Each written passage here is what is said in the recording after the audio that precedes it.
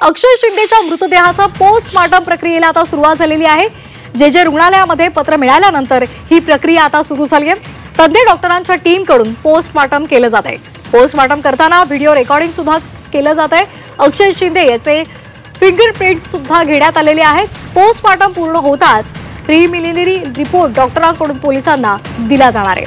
त्यानंतर अक्षय शिंदे याचा मृतदेह मुंब्रा पोलिसांच्या ताब्यात दिला जाईल।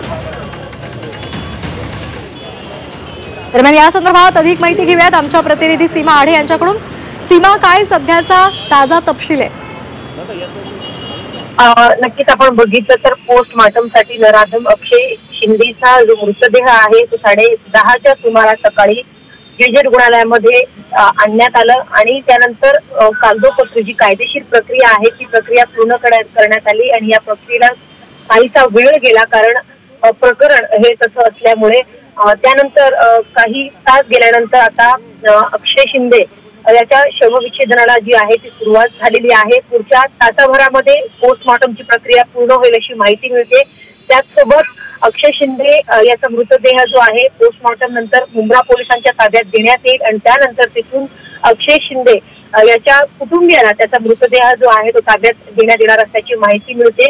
आपल्याला माहिती आहे की अक्षय शिंदे याचं पोस्टमार्टम दरम्यान व्हिडिओ रेकॉर्डिंग जी आहे ती करण्यात आलेली आहे।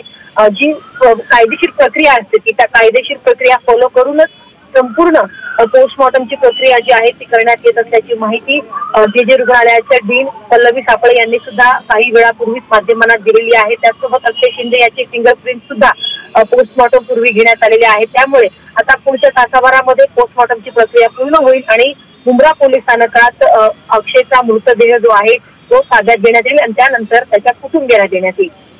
अगदी धन्यवाद सीमा, आपण दिलेल्या या सविस्तर माहितीसाठी।